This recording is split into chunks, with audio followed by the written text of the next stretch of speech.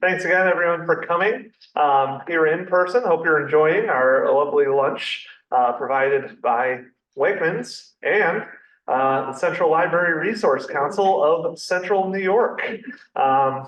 So thanks to them. If you're not here in person, hope you're enjoying a good lunch at home. Yeah, so this is the second of our 4 deeper dives today as part of Dishes to Ditches, an Erie Canal journey, where we'll be looking at a number of different aspects of Erie Canal history as we train our staff in how to do various educator talks. So remember, if you know a library, local historic society, senior center, anywhere else that wants somebody to talk for an hour about the Erie Canal, send us an email, call us, we can make something happen. And as always, a reminder, sign up for Deeper Dive annual passes and lunchtime lecture annual passes, so you never have to go through the hassle of signing up for one of these programs again. And we've got a lot of great upcoming Deeper Dives and lunchtime lectures. Hey, Dave. What are they? Right. Next week, Chris Sabick of the Lake Champlain Maritime Museum will be here to talk about shipwrecks in Onondaga Lake. And on May 8th, we will be hosting the Matilda Joslyn Gage Center's Danielle Nagel and author Michael Miller to discuss the new historic fiction book, High Bridge, in which real historic figures from Fayetteville, New York, Matilda Joslyn Gage, and Grover Cleveland team up to solve an Erie Canal mystery. So now let's talk about a different mystery, which is, how was the Erie Canal built? That's what we call a transition in the biz. Yes, I do have my correct things. As is tradition, I have not synced up my clicker yet. No, it's not there we go. All right. Okay, so the Erie Canal is one of the most transformative and influential kind of infrastructure projects in American history. Its completion would make New York the foremost state in the Union economically, and would inspire many other states in the ensuing decades to construct their own canals, as we see here. This is a map from approximately 1850 of America's major canals. My apologies if you're the fan of a canal that is not on this map. I didn't make it. But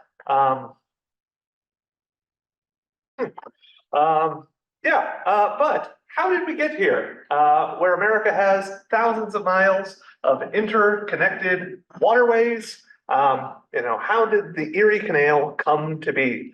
Throughout this presentation, we will attempt to answer 2 basic questions. Why was the Erie Canal built, and how did it come to be built? What was that process like? To understand that, we've got to go back in time. First, about 250 million years ago, when the Adirondacks were formed as the American and, I believe, African or Asian plates were colliding together. The Appalachian Mountains were formed. They've since degraded considerably due to erosion, but they essentially form a wall across the east coast of the nation, from Georgia up to Maine. I think the tallest Appalachian peaks are still about 6,000 feet high.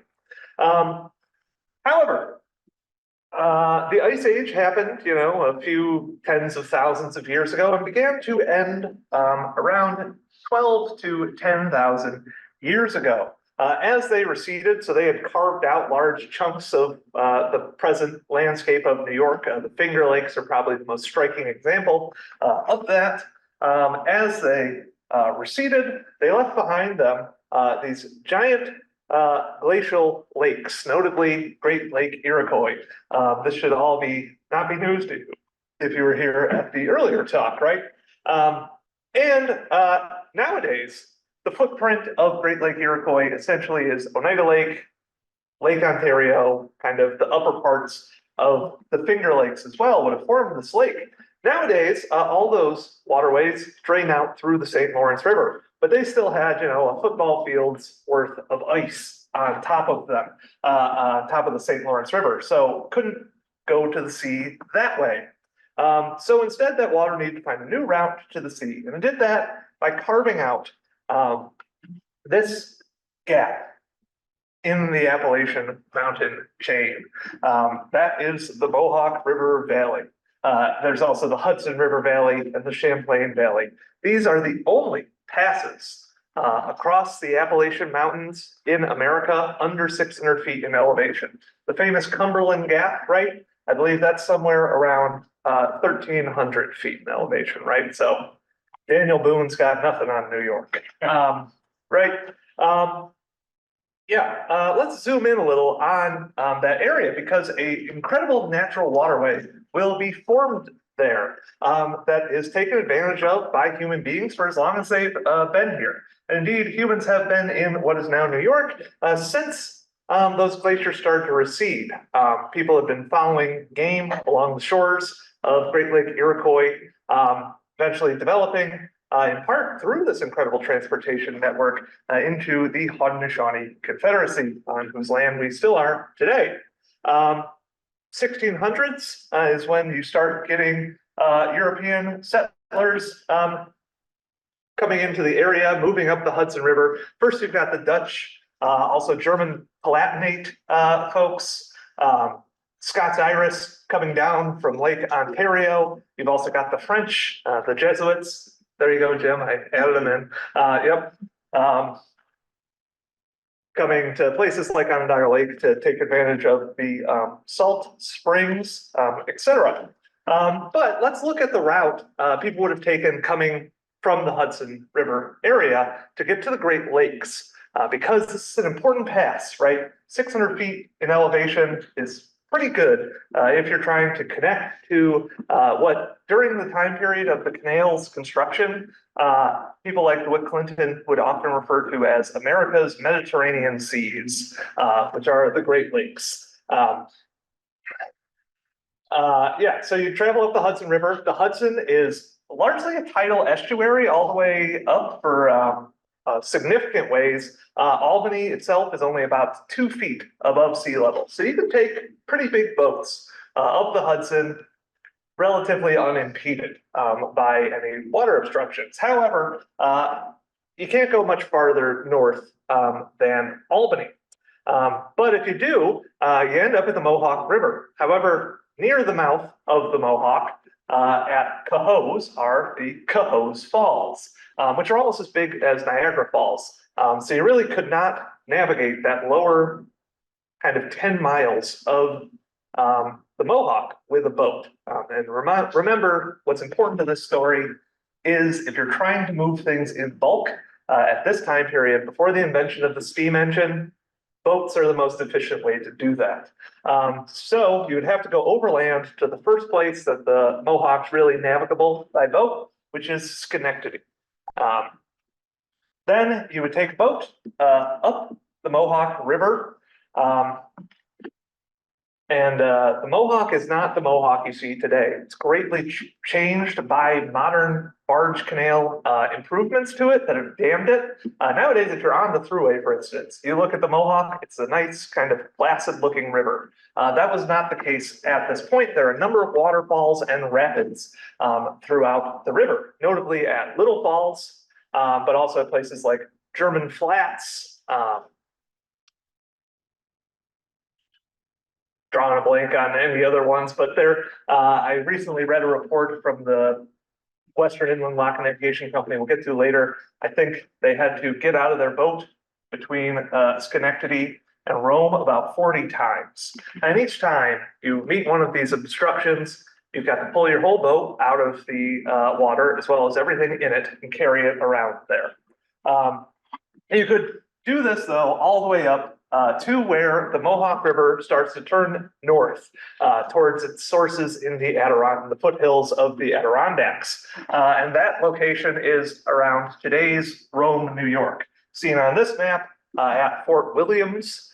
This is a crucial choke point in this journey because you've got to do what's called the Great Carry, in which you would have to carry your boat between 1 and 3 miles to this little stream over here, Wood Creek. Most accounts I've seen of it, calling it a creek seems generous. I said 1 to 3 miles, right? During dry seasons, there's practically no water in it. It's small enough that if a tree falls, Wood Creek is like blocked in its entirety, or it can be, right? So, and it's very windy as well if you look at a lot of maps of it. So it's a real challenge to travel through.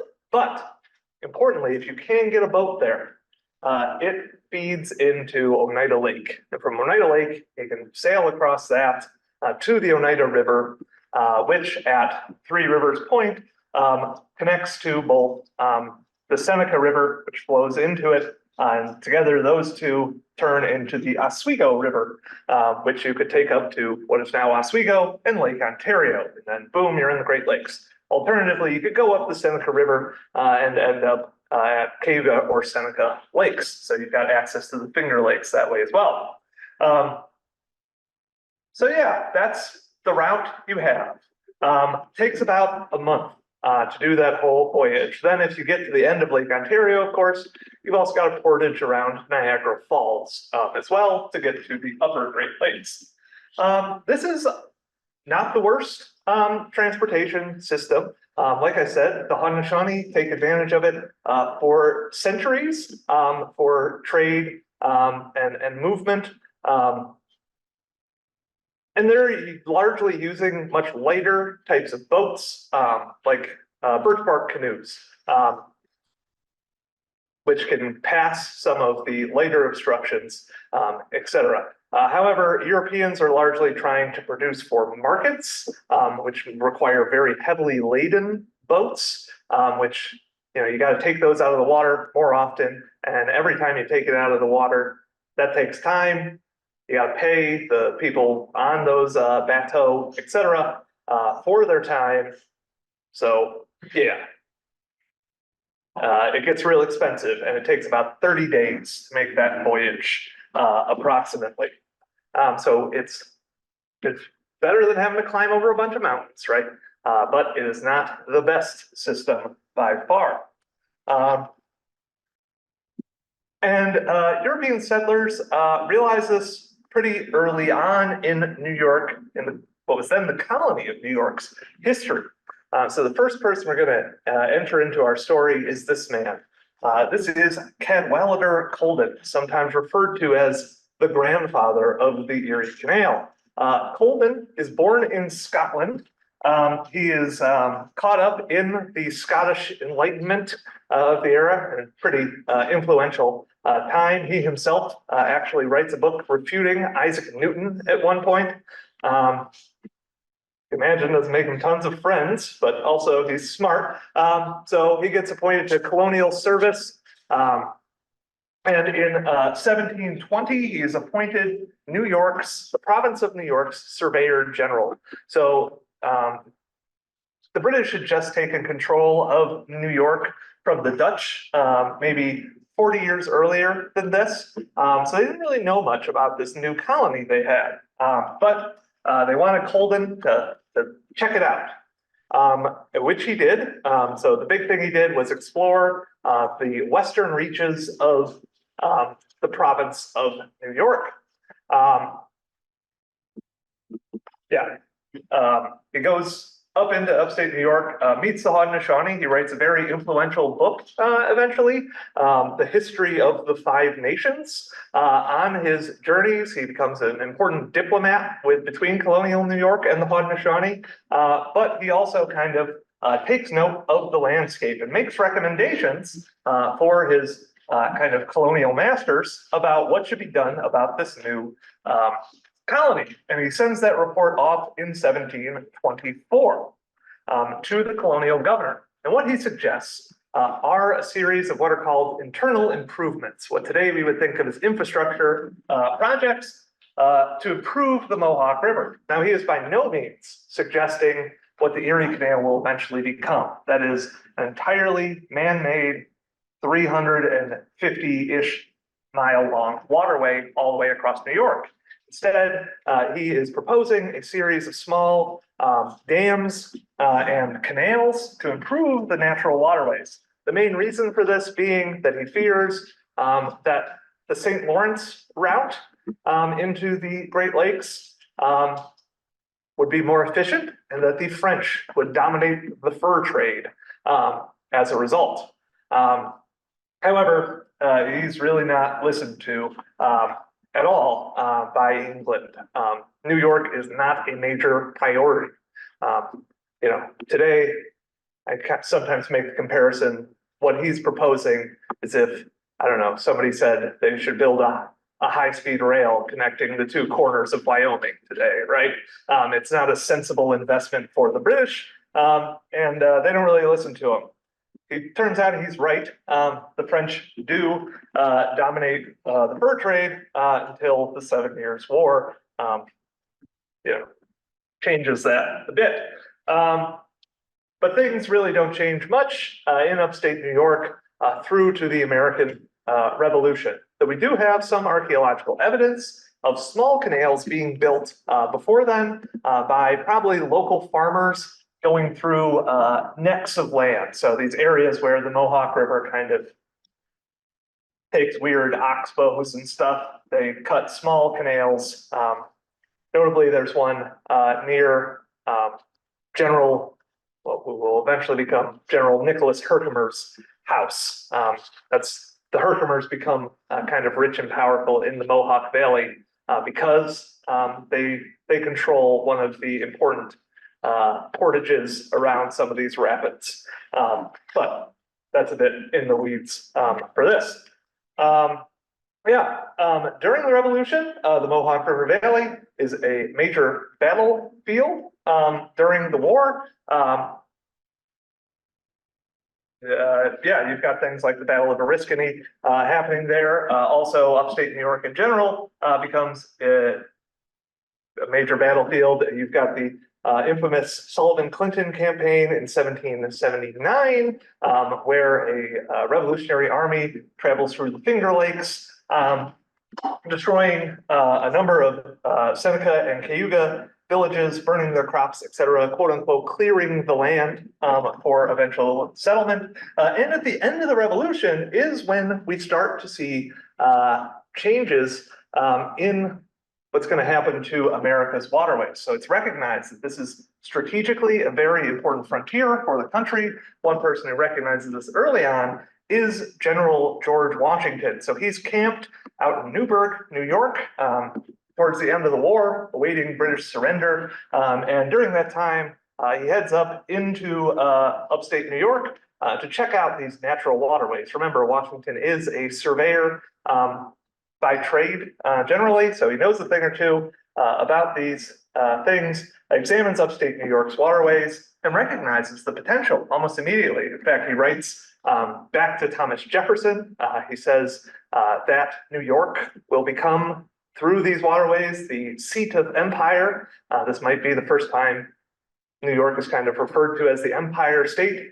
He also tells Thomas Jefferson they got to get cracking on what will become the Potomac Canal because they're both Virginians. They want Virginia to remain the most important state in America. Keep that in mind. It's going to become important throughout the story. Virginians will play prominent roles throughout much of it.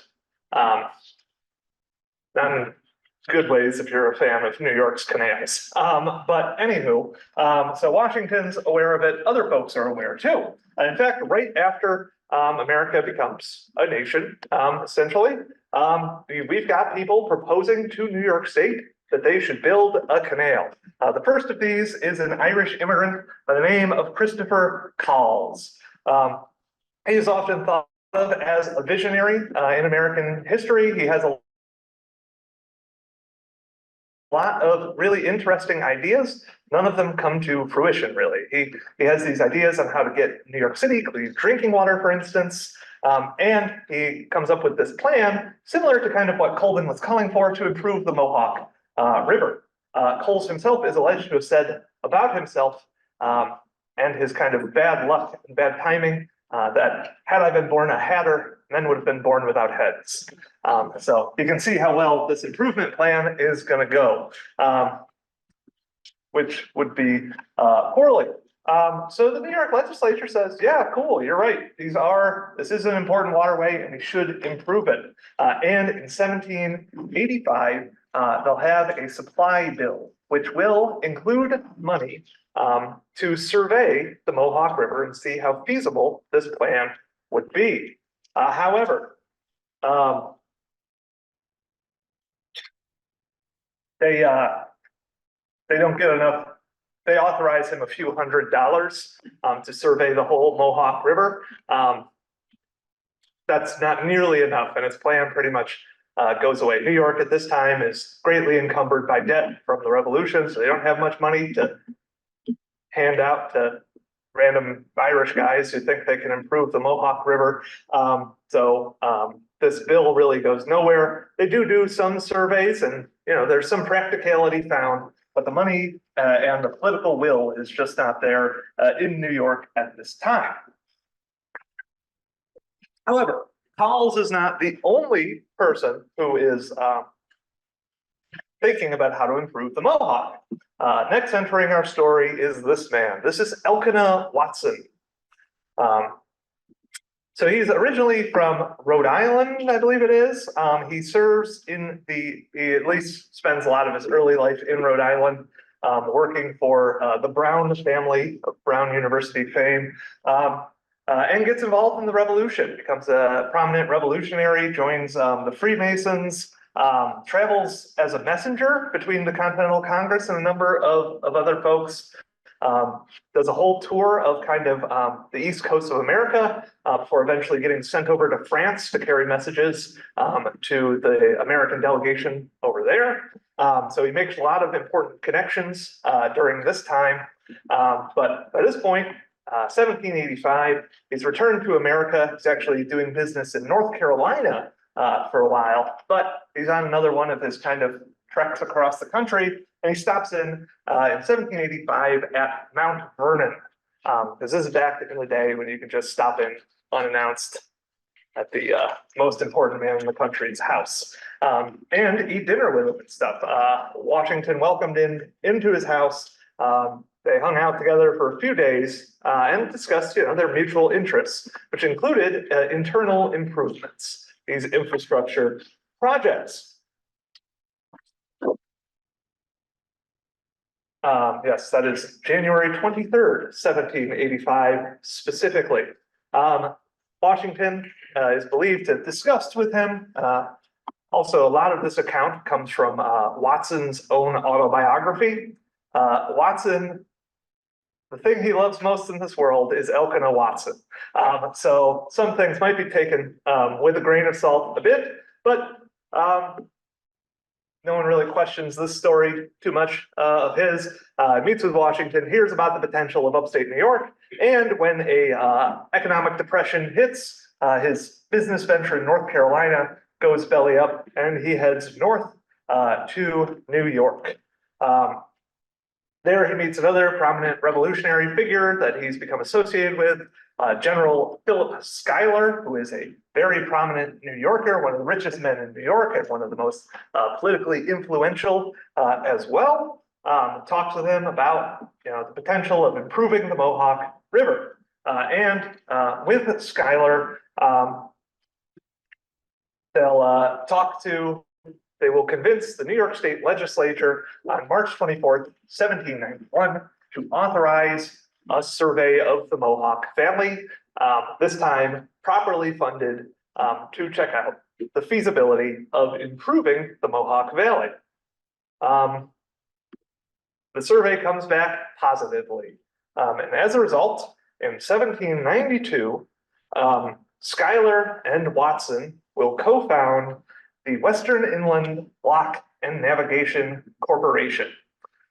This is a private corporation, so it has shareholders, and their goal is to improve the Mohawk. So again, not building a full-on canal from the Hudson River to either any of the Great Lakes, but instead smaller canals, locks, dams, and other improvements. Most of New York State's most prominent families will invest in the Western Inland. However, financing companies was different. Back then, you could like buy stock, but only pay part of the price for it, and then essentially give them an IOU that you'd pay later. Keep that in mind.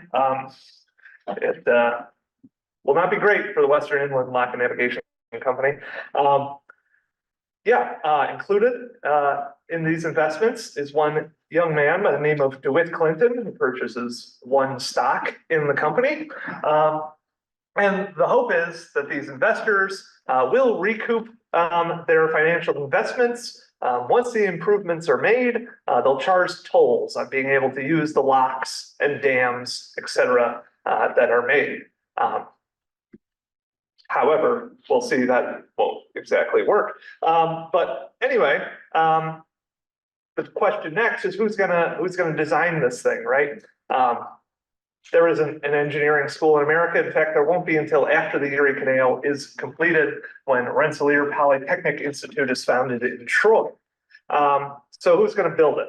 Well, first, they look around at each other and say, who can build this? And it turns out Philip Schuyler has been to England before and seen a canal. So he's got the most canal experience, essentially. Schuyler is appointed the original engineer, and he will oversee a number of works, notably small canals, a crucial canal, really, between the Mohawk River and Wood Creek. This is about a mile-long canal. It's got 2 locks on it. It's also got a feeder canal from a higher point on the Mohawk. They make some other small, what are called flash locks on Wood Creek, which essentially allow them to dam up the river or the creek, allowing water to accumulate enough. Then once you have enough boats, you can release the dam, filling the creek briefly with water, long enough for there to be enough water for the boats to kind of travel up or down it. It's a very rudimentary form of lock. It's not the most efficient by any means. They also build some locks at Little Falls, which is very challenging, and they'll help to kind of destroy Philip Schuyler's health from a number of things I have seen from his time there. Notably, this is when some issues start to arise. The fact that some of those investors didn't pay all the money up front means they've got to save on a few of the things they make, including the locks at Little Falls in Rome. They should be made of stone, right? Stone is very resistant to water, but they just don't have the money or the kind of technological ability to build these locks out of stone. So instead, they make them out of wood, which notably does not do great in water. Well, going in and out of water specifically. After Little Falls, though, Schuyler's kind of spent. He's also an old man at this point. So, getting into kind of the frontier and up to his waist in muck and stuff is not great for him. So he kind of, and also we're getting to more difficult engineering challenges. So eventually they will hire a English engineer. This is showing up, right? Yeah. I always forget to improve the visuals on this. They will hire an English engineer by the name of William Weston, who I've seen some books refer to as early America's favorite overpaid, underperforming civil engineer. as you can tell, he's not going to really do a ton, and it's not entirely his fault either. So he's trying to improve the Mohawk River with their technology at the time and with these limited funds. As I'm sure it's springtime here in central New York. Go to most bodies of water now, and they're kind of, when the snow melts, they get pretty wild, and the Mohawk especially. So after big snow melts, a lot of these improvements they make in the river, especially these dams, if they're not built as well as they can be, even if they are built particularly well, they can often get swept away by these springtime floods. A big old tree gets floated down the river or something and hits stuff, it'll destroy it, that sort of thing. So yeah, they run into those problems. Those wooden locks start rotting, so they have to replace them regularly, which is, essentially you got to build a whole new lock again. So that's eating up a lot of their budget as well. Yeah, and those locks essentially need to be rebuilt every 5 to 10 years. And yeah, it just never, those tolls that it's supposed to bring in never materialize to make it turn a profit. The Western Inland will only turn a profit in 2 years, 1813 and 1814. Anyone know why? 1812. The War of 1812, indeed. Upstate New York's frontier is a major battleground. So the Western Inland Lock and Navigation Company is able to gouge the federal government for a lot of money and the increased traffic. So they make some money those 2 years. Yeah, the Western Inland is relatively unsuccessful, though it should be noted that estimates state that the Western Inland does reduce transportation costs by about 1/3 of what they were before it was constructed.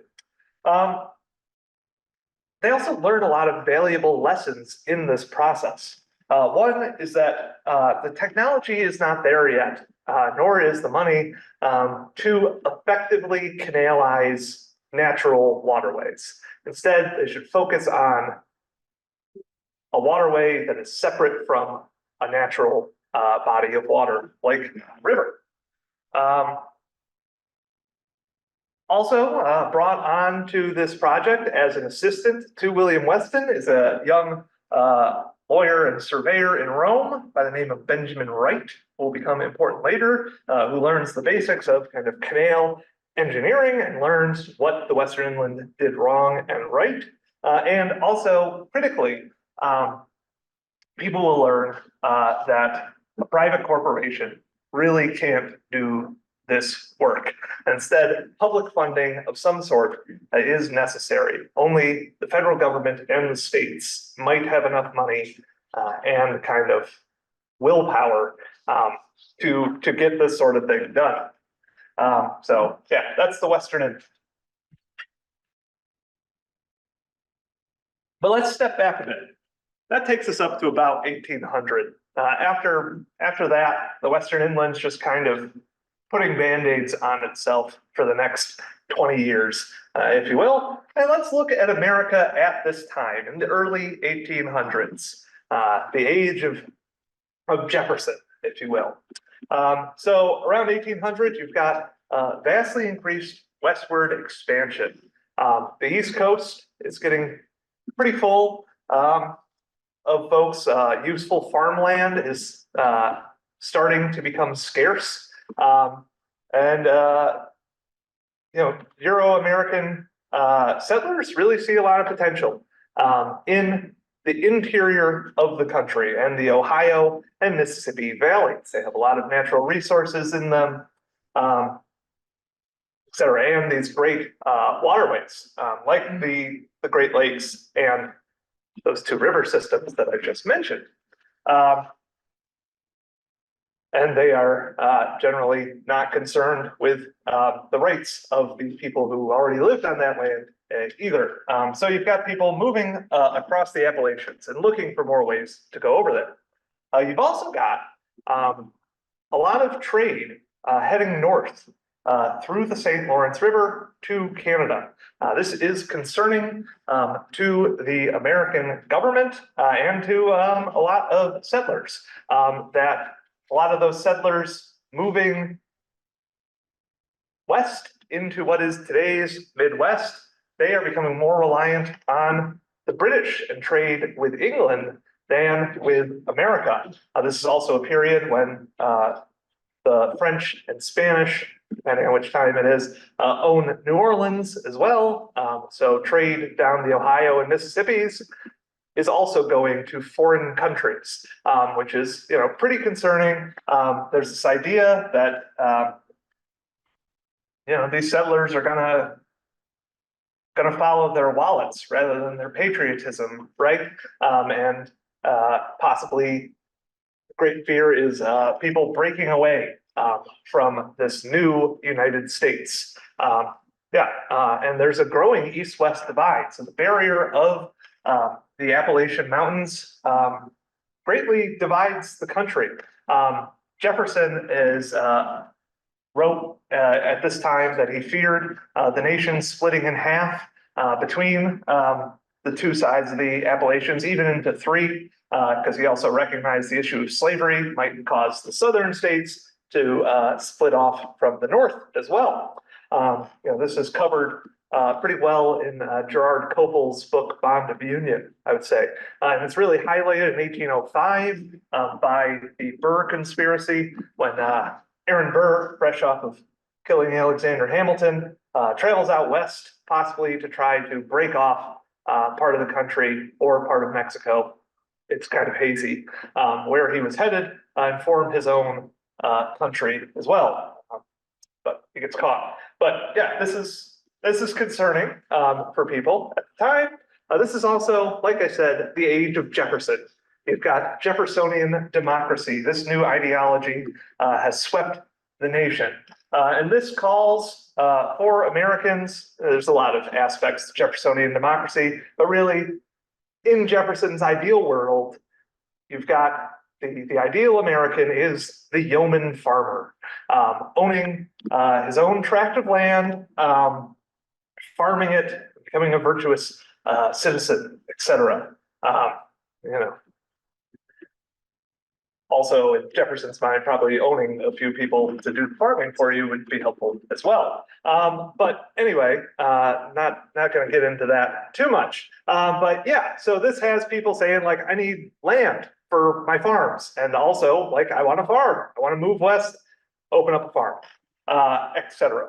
So this is important to note. Also important, anyone know what is going on elsewhere in the world at this point in time? Particularly in Europe. Napoleonic Wars? Yes, the Napoleonic Wars are occurring. So Europe's, a lot of folks who would be farming out in Europe are instead busy shooting at each other in various farm fields. Europe's not doing great in terms of food production. So they really rely heavily on American grain and meat imports. In fact, I saw a thing, the Duke of Wellington's army in the Peninsular Wars, it is primarily fed on American grain. So there is this huge trade surplus for America. Tariffs are coming in left and right for the United States. It's got a large, this will be hard to believe, budgetary surplus. So the federal government has money. It is not in debt. And a lot of merchants are also making a lot of money on this trade with Europe at the time. America, in fact, has so much money in its coffers, it needs to figure out what to do with it. How will we spend all of this money that we now have from tariff duties? And in 1805, Jefferson signals that he is in favor of the government using some of this excess tariff money to fund internal improvements. And in 1807, Congress authorizes then head of the US Treasury Department, Albert Gallatin, to explore the possibilities of how you would use federal money to improve the nation's infrastructure. In 1808, he comes back with this plan, creatively called, well, nowadays we call it the Gallatin Plan, but then the 1808 Report on Roads, Canals, Harbors, and Rivers. It covers those four things: how to improve America's roads, canals, harbors, and rivers. You can see the idea here.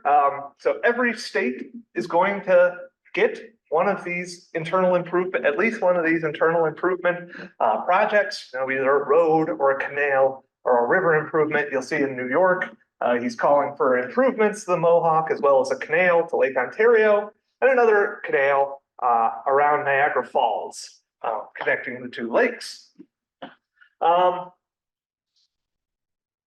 He tries to lay this all out in a logical, rational manner. Seems like a fairly good idea, right? Well, naturally, all the individual states hate this idea because everyone looks at this plan and says, oh, this other state is going to benefit more than my state, etc. So sectionalism really destroys this plan in Congress. There are also questions about, America's like brand new, essentially. It's about 30 years old at this point. No one exactly knows how the federal government works yet. There are a lot of questions about whether this would need to become a constitutional amendment to be able to do this, etc. These projects will ultimately go nowhere, but they do inspire, in the meantime, a lot of people to think about how these projects could come to pass. In fact, a lot of these projects do get constructed. However, few will receive federal money. This plan is very inspirational to people in New York State. Like we said, there are a number of improvement plans for New York. A few other things happen. First is with this man. This is Jesse Hawley, a grain merchant in the Finger Lakes area. He was trying to use that water route and the Western Inland Lock and Navigation Company that we've discussed to transport grain east. This plan does not go super well, as evidenced in 1807 when he ends up in debtor's prison in Canandaigua. There, he has some time, he's in debtor's prison. He studies new maps that have recently come out of the state, thinks about how he ended up in this predicament, etc. And he will write a series of 12 essays for the Genesee Messenger under the pen name of Hercules. In part, he doesn't want to reveal, like, hey, I'm the guy whose business just went bankrupt. You should really listen to me on this huge improvement plan. But also Hercules famously built a canal in one of his various struggles. He did, to clean the Augean stables. I'm not going to get into that. But yes, Hercules, yes, great canal builder. Anyway, Hawley writes a series of essays under that pen name of Hercules, calling for a canal, and he makes an important innovation. He says that instead of digging the canal to Lake Ontario, it should be dug all the way to Lake Erie. And he provides a bunch of reasonings. In fact, the route he largely maps out is pretty similar to what the first Erie Canal will eventually look like. Also in 1807, a very important year in this discussion, you have what is called the canal ticket, which forms here in upstate New York. So you've got the two major political parties at the time, Democratic Republicans and Federalists, both in upstate New York. After things like the Hercules essays come out, the Gallatin Plan is being developed, etc. They come together and say the most important thing for upstate New York is the construction of a canal. Let's put aside all of our political differences elect people to the state legislature on one fusion ticket calling for a canal.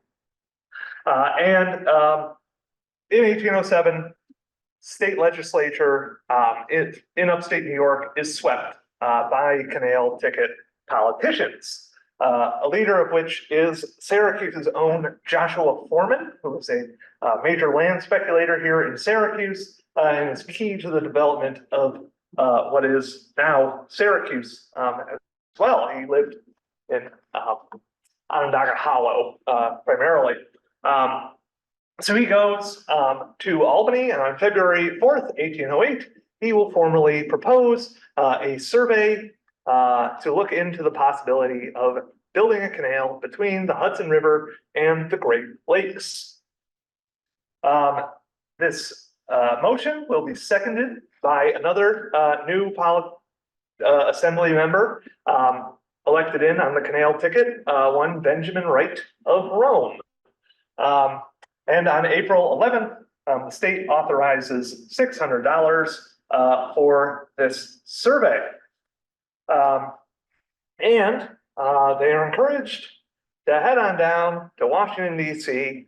To talk with the federal government, which just put out that Gallatin report, to see if New York could get funding for the canal from the federal government.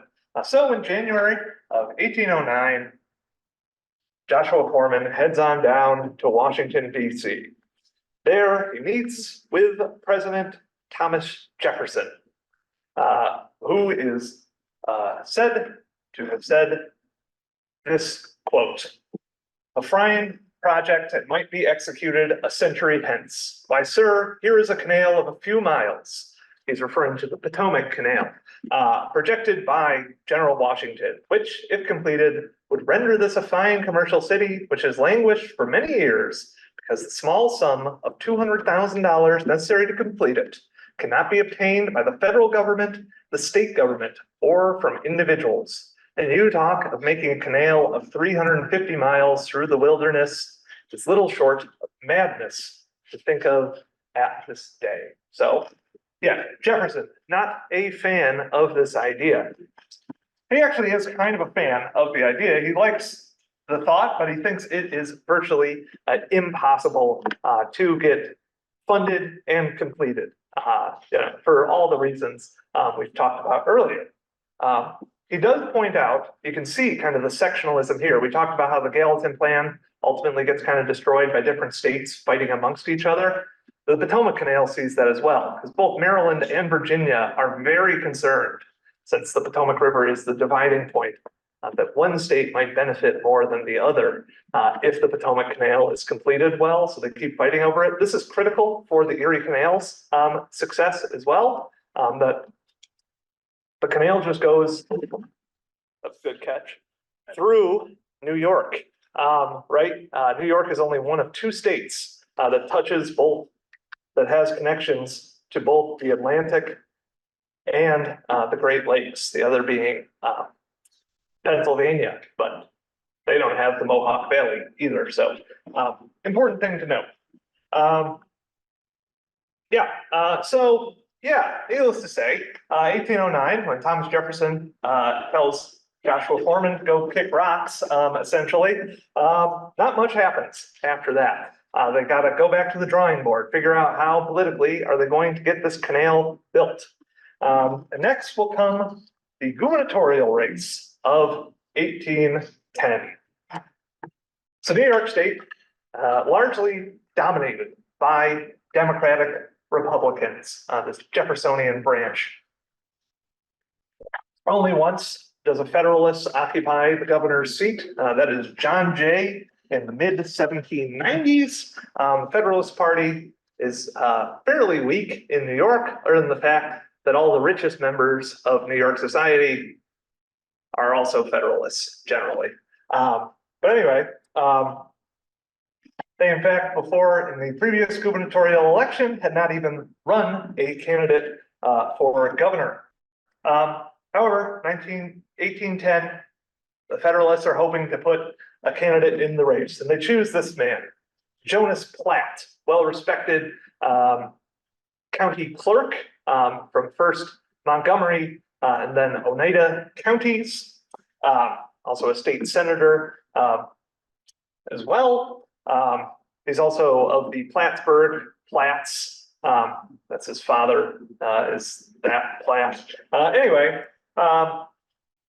he's going to be put up by the Federalists in 1810 as candidate for governor. And he's got his work cut out for him because he will be opposing Daniel D. Tompkins, the very popular Democratic Republican incumbent. So Platt recognizes he's at a disadvantage in this election. He needs something that will get people excited for his ticket and to vote Federalists, which New Yorkers traditionally don't do. However, Federalists, they're big into internal improvements. And he is approached by fellow Federalist and the treasurer of the Western Inland Lock and Navigation Company, a man by the name of Thomas Eddy, who talks to him about the potentials of the Mohawk Valley route.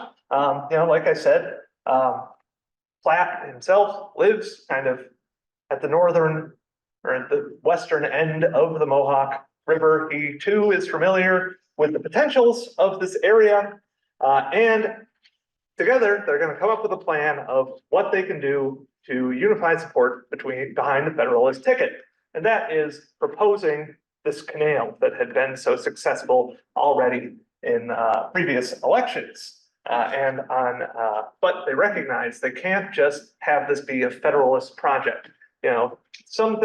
A lot of things are different from America between that time and now. Other things stay the same, like partisanship. If a Federalist proposes something, a lot of Democratic Republicans, knee-jerk reaction are going to say no. So they need to find someone who can support this cause. And they will enlist on March 12th, 1810, an unlikely ally, one DeWitt Clinton. Yes, the big player in the Erie Canal story. Let's talk a little about who this man is. DeWitt Clinton, a name inextricably linked with the Erie Canal. Who is he? Born March 2nd, 1769 in Little Britain, New York, in Ulster County. He is a member of the powerful Clinton family. His grandfather had been one of the earliest settlers of Ulster County, bringing with him a bunch of other Scotch-Irish settlers to live there as well, coming from Ulster. Again, they're super creative. His father, notably, is the Clinton in the Sullivan-Clinton campaign, a Revolutionary War general. He will also help survey the New York-Pennsylvania border following the war. And notably, his uncle is George Clinton, noted founder of Parliament Funkadelic. No, that's a different George Clinton. All right, one person got it. Yes. No, this George Clinton was the longtime governor of New York before becoming Thomas Jefferson's and James Madison's vice president. And Clinton learned the ropes of politics from his incredibly powerful uncle. He was his private secretary for a while before in 1798 he would enter politics himself, gaining election to the Assembly, then shortly thereafter the New York State Senate. He would also serve briefly as New York State's United States Senator, but probably his most notable role was as mayor of New York City, which he was appointed to 3 different times. You'll note I said he was appointed. Mayor of New York was not an elected position for a while. You were appointed by the governor. Helpful when you're governor, when your uncle is the governor, to get those appointments. But anyway, he was also a very good politician. Should be noted, he is, by the time period of this story, the Democratic Republican kingmaker of the state. The Clintons are a very powerful faction, and once his uncle kind of moves to Washington, D.C. to become vice president, Clinton controls a very powerful bloc of the Democratic Republican Party. By 1810, he is a lot like Elkanah Watson, except he doesn't love Elkanah Watson. He loves DeWitt Clinton, and is determined to make something of himself. So he's approached by Platt and Eddy to sign on to this canal project. He hadn't really seemingly in his political career before that point cared much either way for the project, but he will sign on. And on March 13th, the next day in the state Senate, Jonas Platt will propose a resolution to examine the routes between the Hudson River and the Great Lakes. He will be seconded in this motion by DeWitt Clinton, signaling to his allies in the state legislature that they can vote for this bill. The measure will pass. One of the big things that happens out of this is a canal commission is formed. 7 canal commissioners are named to lend kind of credibility to this report. It is a bipartisan commission, and they appoint some of the most prominent figures in New York State at the time. You've got Governor Morris, who is appointed the president of it. Morris is most noted for being in charge of literally writing the Constitution. He's head of the Committee on Style for the Constitution. So he does all the wording and stuff. He's believed to have written the preamble. He's also New York's first US Senator, very prominent. Morrisania in the Bronx, that neighborhood is named after his family. That's where they live. Yeah, Stephen Van Rensselaer, the richest man in America. William North, who was the adopted son of General Baron von Steuben. Thomas Eddy, who we've already talked about. DeWitt Clinton. Simeon DeWitt, longtime Surveyor General of New York, also a cousin of DeWitt Clinton, and Peter Buell Porter, who will be important in this story. He is a major land speculator in Western New York. He owns the portage rights around Niagara Falls. Other stuff. He will eventually become, under, I believe it's John Quincy Adams, Secretary of War. But that's ways in the future. And on July 2nd, these commissioners will set out, most of them by water. Morris and Rensselaer travel by carriage out west to examine this route. And this is a pretty famous trip in the history of the canal. They travel all across the state. They are impressed by what they see and the feasibility of the route. It takes them about a month to go across the state, etc. They don't love the conditions of traveling from various accounts I've read. Clinton takes very detailed journals of this trip, as does Governor Morris. Legend has it, because these guys are bunch of rich, fancy people. This is definitely true. Governor Morris used this as a honeymoon with his new wife. Also brought along a landscape painter with them. But Craig Williams, that just came in, he's recently done some, he's out there, but he's been looking through some receipts, found that they came well supplied with things like brandy, wine, and rum for this trip. And there are legends that they did not get the infamous Genesee fever or malaria because they were saved from the mosquitoes by the near constant thick cloud of cigar smoke that surrounded them at all times. They come back pretty impressed by this route, think that there's legs on this canal project. I should note that Jonas Platt gets destroyed by Daniel D. Tompkins in that election. But nonetheless, canal stuff is happening now. The wheels are in motion. And in 1811, the winter of 1810, 1811, the Canal Commission will write a report. It is primarily written by Governor Morris and DeWitt Clinton, proposing a canal. On March 2nd, the first report of the Canal Commissioners is submitted to the state legislature. Like I said, Morris writes this report. Morris, well, we'll get into some issues with Morris writing that. So a big thing that is recommended in this report is that the canal go all the way to Lake Erie.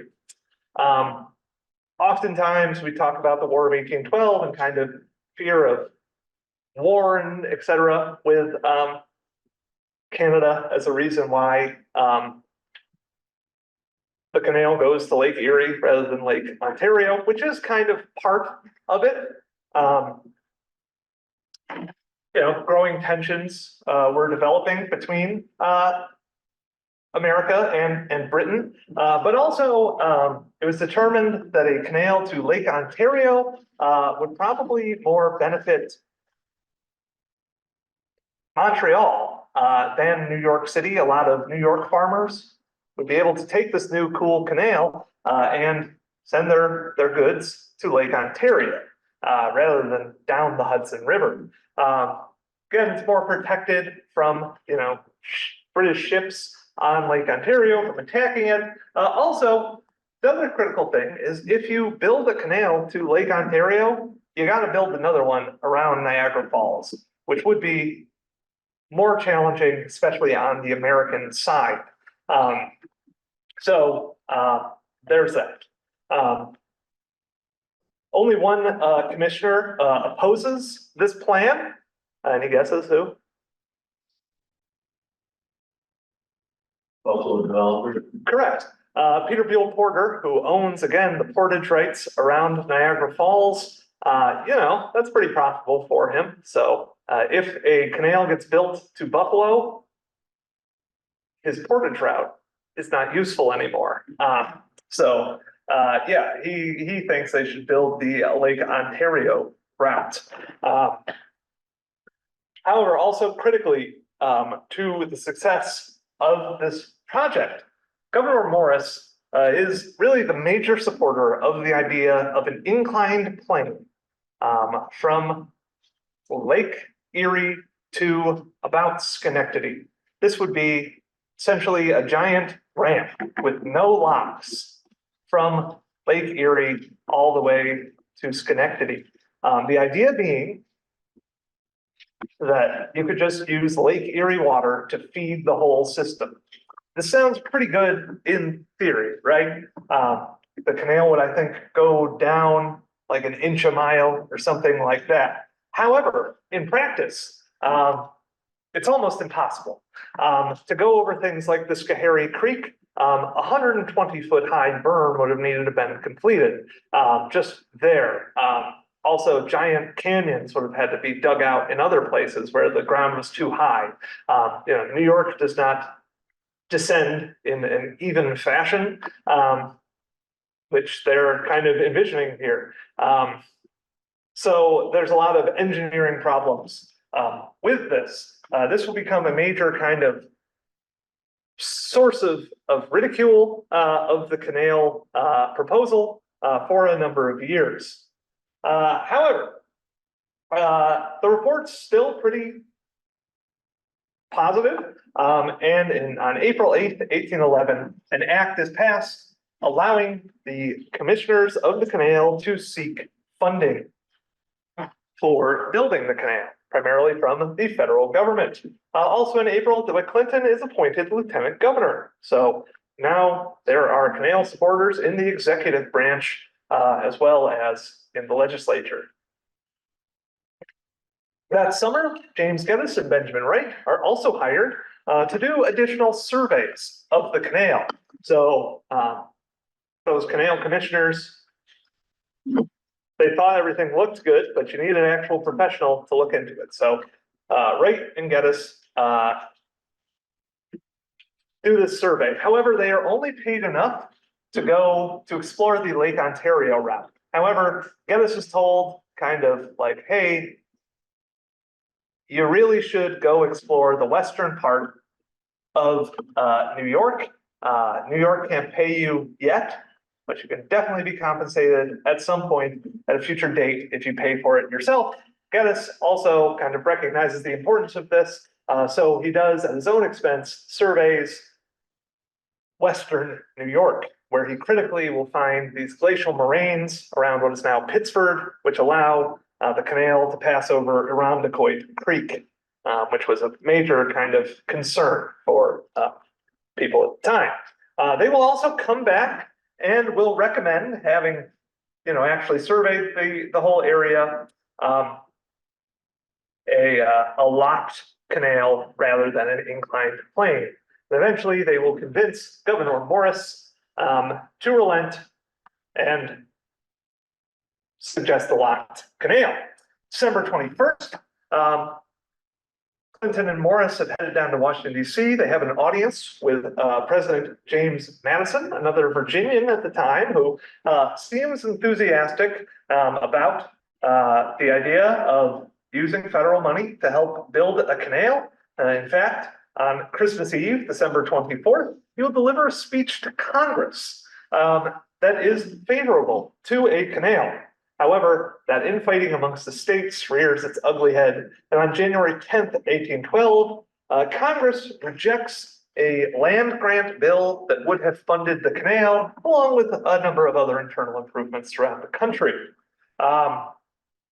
Porter, who was a sitting congressman at the time, is largely blamed for this by Clinton and Morris for not kind of whipping up votes in Congress to support them. Other accounts say that Morris and Clinton are to blame, as Clinton seems determined to get people more to vote for him as the next president of the United States than actually funding the canal. But none of that's really going to matter this year. Shortly after this bill is rejected, America goes to war with Great Britain, War of 1812. This is a major moment in the history of canal construction. Wow, have I been talking for an hour and 11 minutes? Jesus. Okay, sorry, I got real in depth on things. The war is hindered by poor transportation on New York's frontiers. It's kind of a debacle. Also, Clinton will run for president on a peace ticket.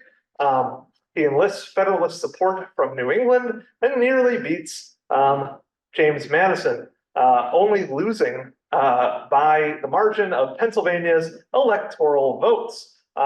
This is not great for Clinton politically. He is considered kind of a traitor to his party as a result. Becomes a bit of a political pariah. He loses his mayorship of New York City. Governor Tompkins, who is an opponent of the canal, gets the Canal Act rescinded as well.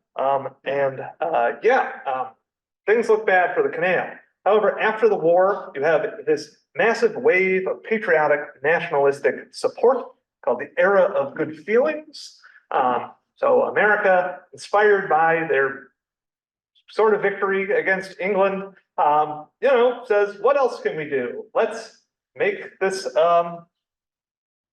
free democratic country live up to its promises. And it stirs new feelings and the possibilities of building a canal. Also stirring such feelings are DeWitt Clinton's speaking tour across upstate New York, which begins in July of 1815. Culminating December 3rd, 1815, when Clinton delivers a speech at the City Hotel in New York City, at which point a petition is drawn up to the state legislature asking them to build and fund this canal. Similar petitions are sent across the state and are signed by many, kind of flooding Albany in 1816. So, in 1816, a new act is proposed to build this canal. It is opposed by then Governor Daniel D. Tompkins, as well as another young upcoming political star, one Martin Van Buren, who was a state senator at the time from the Hudson River Valley. Tompkins just hates the canal. He is very much against it. Van Buren, however, he's one of the shrewdest politicians in American history. He doesn't love Clinton, sees Clinton as his major rival in New York politics. So works with Tompkins to not exactly defeat this act. There's so much popular support, they need to pass a canal act, but he makes it toothless. Another survey is authorized, but no ability to fund the canal is authorized, however. And, they've surveyed this route to death at this point. Toothless Act is enacted in 1816, which leads us to the next year, 1817. Starts out with something that probably looks poor for the canal. 1816, James Monroe is elected president. Elected as his vice president is Governor Daniel D. Tompkins, who resigns and heads to Washington. Well, doesn't head to Washington just yet, to become vice president, replaced by John Taylor as governor. In the federal government, James Madison, in his last thing in office, last act as president of the United States, vetoes what is called the bonus bill. This is another land grant bill which would have funded internal improvements across the country. Madison cites constitutional scruples. He thinks that an amendment needs to be passed for this to happen. What his true motivations are, we can only speculate. Could be it. He did write the Constitution after all. March 19th, then. The possibility of federal funding after this veto seems pretty much impossible. So it then goes to New York State. Can it fund the canal? And on March 19th, 1817, an act to build and finance a canal between Rome and the Seneca River is presented to the New York State Assembly. On April 10th, that bill passes the Assembly and is brought to the Senate, where it is finally read on April 14th. They then have a day to kind of digest it. And it is brought to the Senate floor for debate on the last day of the legislative session, April 15th, 1817, 10 a.m. The Senate makes some amendments to the bill, but kind of tentatively approves it, and that is sent to the Assembly, then gets to read it again. They come back, they make a few other adjustments, they won't agree to all the amendments. At 11:20, the bill is returned to the Senate and read, at which point Senator Josiah Ogden, an opponent of the canal, suggests that the bill be sent to committee. They have about 40 minutes to vote on this before the legislative session ends. If you know anything about committees, they can't decide, what to eat for lunch in 40 minutes. This would have effectively killed the canal, but he is booed down essentially, and the motion is handily defeated. The Senate ultimately approves the Assembly's amendments and returns the bill to the Assembly. However, they reject a proposed buyout of the Western Inland Lock and Navigation Company, which might kill the bill. The senators really wanted this buyout of the Western Inland Lock and Navigation Company, probably because a lot of them were invested in. But anyway, so things look bad. However, then Martin Van Buren, that wily politician, stands up and delivers a pro-canal speech. He had been opposed to the canal for most of his career, right? However, he sees that popularity in 1816 has not abated. He's a great politician. Now, instead of being the villain who killed the canal, he can instead cast himself as the man who saved the canal. So he stands up, delivers an impassioned but brief pro-canal speech, signaling to his allies that they can indeed vote for the canal bill. And the vote is quickly called, which the Senate passes the bill by the narrowest of margins, 13-12. It also passed the Assembly 64-36. There's some horse trading that goes on. It's agreed that a canal to Lake Champlain will also be built. Other areas are given promises that they'll have branch canals built to them in the future. New York City, notably, is very hostile to the canal, and no representatives in either the Assembly or the Senate will vote in favor of the canal bill. However, New York at this point had more houses than it does now. It had the Council of Revision, a group of 4 men who would then vote on all bills that passed both the House and the Assembly. That Council of Revision is composed of Jonas Platt, who we've already met, and Joseph Yates, who is also pro-canal, as well as James Kent and Smith Thompson, who are believed to be against the canal. The tie-breaking vote is the governor, who is John Taylor. He is a protege of Daniel D. Tompkins. It is believed he will vote against the canal, therefore kill the bill. However, those pro-canal folks, they stall, hoping for some kind of miracle. And a miracle comes. Maybe not a miracle. Daniel D. Tompkins shows up and gives this long-winded speech, even though he's not supposed to be in the Council of Revision. You know, he's nobody. He's the Vice President of the United States. He shouldn't be in the New York State Council, but he's respected enough. They let him talk. He delivers this speech that New York really needs to prepare for another war with England. He thinks it's coming. He's been this great wartime governor in the War of 1812. What he doesn't know is James Kent is an avowed pacifist. And Kent will say, if we are to have war or to have a canal, I am in favor of the canal and I vote for the bill. So the Canal Act passes 3-1 in the Council of Revision. And yeah, the canal's pretty much a done deal after that. In April, commissioners start making some of the first decisions on where the canal's going to go, etc. May 7th, James Geddes and Benjamin Wright are brought on to be head engineers on the project.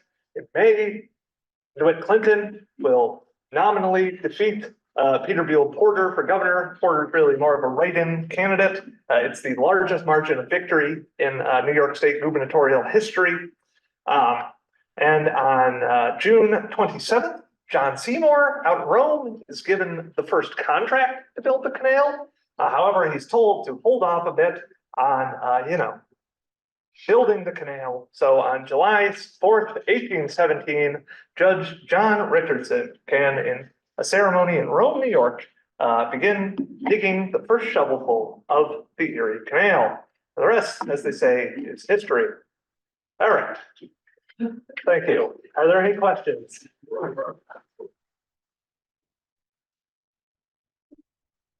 Ooh. Can you talk at all about how populace regarded it? Were they, in other words, the money peoples were fighting this out, and obviously whoever had, we know who eligible to vote at that time, but. Yeah, so how did the general population feel about the Erie Canal? It depended on where you lived. Upstate New York was overwhelmingly in favor of the canal for the most part. Maybe some of the particulars they were less in favor of and stuff, but really it's kind of downstate, especially in New York City and Long Island regions. They're resistant to it. A lot of them think it's going to be a waste of money thrown at upstate New York. A lot of people could see the Western Inland Lock Navigation Company had been not super successful, so why try it again? Other areas like the North Country and the Southern Tier, I kind of mentioned that horse trading that goes on at the end where everyone gets promised a canal, because everyone wants the canal to pass through their town if you're going to have it built.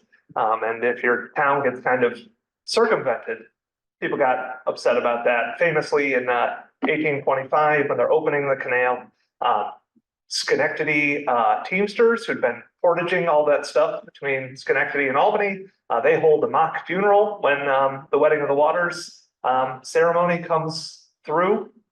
They bring a black casket full of like Mohawk River water or something. So it's mixed. I think by that point, there is enough popular support though throughout the state that I'd say a majority of people support it. Next question about the inclined plane. Yes. Clearly, in Klein Plain, it could operate, works downhill. But what, is there any saying, anybody saying, how you gonna get back up? Yes, the idea was mainly that it would be a gradual enough slope that The horsepower could overcome it. Yeah, even the canal as it existed when it was built did have a slight incline to it to keep water flowing through it.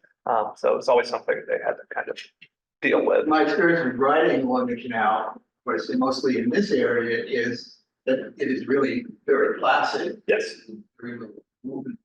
Yep. Yeah, it goes, I think, 1 inch per mile. It decreases that just enough to keep the water from being stagnant, essentially. Steph, you have a question? Yeah, the Senator Ogden who sent or tried to send the bill to committee, was he connected to the Ogden land? Yeah, I'm sure. Yes, the question was about Josiah Ogden. I don't know why exactly Ogden would have opposed the bill. I mean, it would have hurt. Because the Ogden Land Company, yes, they have land in western New York. They also have land in northern New York, along the St. Lawrence River, Ogdensburg. He is of the Ogdensburg Ogdens, I believe. They also have interest in New York City as well. I believe they're one of the early operators of steamboats. I don't know, the Ogdens are everywhere. So, yeah. Any other questions? Anything on Zoom? Did anyone stick around or did I go too long? The only thing you've got is this was awesome there. Then well done, more detailed interview than I was prepared. Cool. So Good. people stuck around. Excellent. All right. Anything else? Okay, I know, I don't from you or other things, right there, about this 1 inch per mile. Yeah. How the heck did they ever have that surveying precision? That's a great question. How do they have the precision to do that? I don't know, maybe that's more scientific. Yeah, I always, It's like, for that era, yeah, that kind of precision sounds. yeah, there's this famous anecdote about how Geddes and Wright both survey the canal and they only are 6 inches apart or something. Yeah.